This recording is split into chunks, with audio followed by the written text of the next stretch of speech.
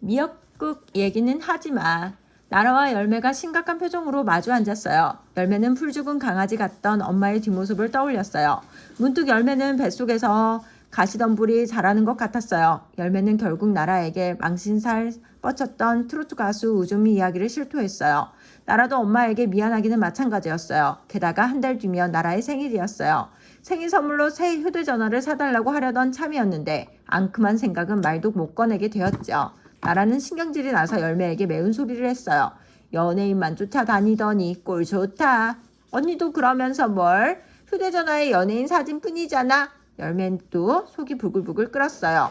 나는 6학년이잖아. 겨우 3학년이 연예인에 빠져갖고 반찬 투정하는 꼬맹이를 우준 오빠가 신경이나 쓸 것 같아? 언니가 어떻게 알아? 그걸 말로 해야 알아? 그리고 적어도 난 미역국 타령은 안 했어. 에이, 미역국 얘기는 하지 마. 열매는 미역국이란 말에 목이 콱 맸어요. 눈이 새빨개진 것 같아 열매는 고개를 숙였어요. 엄마 오기 전에 생일 파티 준비하면 안 돼 언니? 열매가 아웅다웅 하던 것을 그만두고 나라에게 물었어요. 저녁 때라 금방 오실걸? 나라의 날 섰던 목소리도 한풀 꺾였죠. 언니랑 저녁 먹으라고 했으니까 늦을지도 몰라. 나라는 한참 고민하더니 자리를 차고 일어났어요. 그래, 아직은 엄마 생일 안 지났으니까 준비해보자. 나라와 열매는 가지고 있던 용돈을 끌어모았어요. 얼마 전에 할머니가 준 용돈까지 합하니 2만 원이 조금 넘었어요. 케이크를 사서 생일 축하 노래라도 부를 수 있을 것 같았어요. 서두르자. 나라가 앞장서고 열매가 뒤를 쫓았어요. 초코 케이크 살까 언니? 그거 내가 좋아하는 거잖아. 생크림 케이크로 하자. 그건 언니가 좋아하는 거잖아. 엄마는 뭘 좋아했더라? 열매와 나라는 케이크 앞에서 갈팡질팡했어요. 게다가 케이크 값은 왜 이렇게 비싼지요. 그때 둥근 케이크를 조각조각 잘라서 파는 것이 보였어요. 나라와 열매는 초코와 생크림, 치즈케이크를 조각으로 하나씩 샀어요. 다음엔 슈퍼마켓으로 뛰었어요. 나라와 열매는 과일 앞에서도 갈팡질팡했어요. 엄마가 무얼 맛있게 먹었더라. 열심히 떠올려 봤지만 통 생각이 안 났어요. 사과인가? 참외일걸? 토마토는 아닌가? 슈퍼마켓 주인 아저씨가 이상한 눈초리로 지켜보더니 참견을 했어요. 엄마가 뭘 사오라고 했는지 잊어버렸니? 아니요. 엄마가 좋아하는 과일이 뭔지 몰라서요. 열매가 초조하게 대답했어요. 아저씨는 머리카락이 숭숭 빠져나간 머리를 긁적긁적 하다가 이내 엄마가 들뜬 목소리를 흉내냈어요. 나라하고 열매가 잘 먹는 오렌지네. 우리 딸들이 좋아하는 거라면 나도 다 좋지. 엄마는 종종 그렇게 말하면서 오렌지를 집었다고 했어요. 슈퍼마켓 아저씨도 나라와 열매가 좋아하는 것을 알고 있었지만 엄마가 좋아하는 것은 몰랐어요. 엄마가 좋아하는 과일도 좀 사고 그러지. 나라는 미안한 마음에 낮게 중얼거렸어요.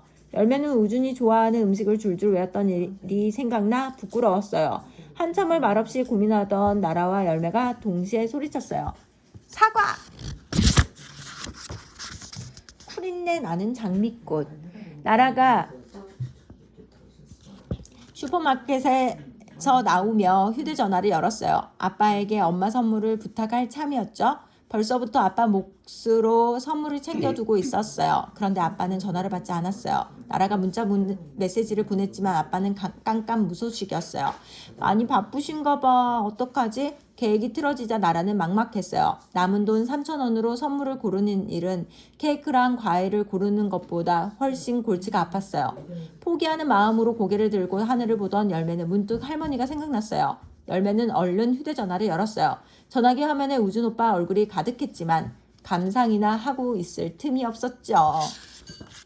엄마가 뭘 좋아하냐면 할머니가 열매의 질문에 답하라는데 열매가 말을 막고는 신신당부했어요. 나랑 언니가 좋아하는 거 말고 엄마가 좋아하는 걸요요. 할머니는 망설이지 않고 바로 말했어요. 엄마가 가장 좋아하는 것은 뜻밖에도 장미꽃이었어요. 장미요? 열매가 말도 안 된다는 표정을 지었어요. 엄마는 어깨가 떡 벌어진 데다 허리와 팔뚝은 두툼했어요. 가늘고 여린 꽃보다는 배추나 호박을 들고 있는 모습이 어울렸어요. 엄마가 요리 보고 조리 보고 했던 꽃은 종이 카네이션 뿐이에요. 딸들이 만들었다는 이유만으로 향기 없는 종이꽃을 얼마나 애지중지했는지요. 할머니는 엄마가 나라를 낳은 뒤로 장미꽃 대신 장미꽃이 그려진 양말을 사 모으기 시작했다고 귀띔했어요. 나라와 열매는 신고 있는 양말을 내려다 보았어요.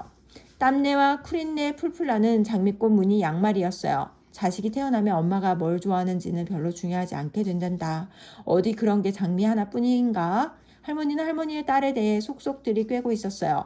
옛날에 탁경주라는 여자애가 살았는데로 시작하는 끝없는 전래 동화를 들려주는 듯 했죠. 할머니 얘기를 들을수록 열매는 엄마에게 미안한 마음이 커졌어요. 배 안에서 가시덤불이 더욱 무성하게 자라는 기분이었어요. 마침 손님이 온 것 같다며 할머니가 전화를 끊지 않았더라면 할머니 얘기는 꽃집이 문 닫을 때까지 계속될 뻔했어요. 얼른 가자, 엄마 오시기 전에. 나라는 열매를 끌고 꽃집을 찾아서 뛰었어요. 슈퍼 울트라 얼짱 엄마, 초코 생크림 치즈케이크 조각과 아삭아삭한 사과가 탁자 위에 한가득 놓였어요. 장미꽃 한 송이는 유리컵에 꽂아두었고요. 나라와 열매는 식탁 아래 쭈그리고 앉아서 기다란 플래카드를 만들었어요. 슈퍼스타 우준을 맞이할 때보다 훨씬 큰 플래카드로요. 나라는 유치해서 못 봐주겠다며 플래카드에서 자기 이름을 빼려고 했어요. 솔직히 엄마 앞에 얼짱은 심하지 않아? 나라는 글자에 색깔을 던집히면서도 투덜투덜했어요. 원래 다 그렇게 쓰는 거야. 기분 좋으라고. 열매가 플래카드만큼은 자기가 잘 안다는 투로 말했어요. 나라와 열매는 옥신각신하면서도 정성스럽게 플래카드를 만들어 벽에 붙였어요. 이제 엄마를 기다리는 일만 남았죠. 그런데 시간이 가도 엄마는 돌아오지 않았어요. 보기 좋게 깎아놓은 사과가 누렇게 변해갔어요.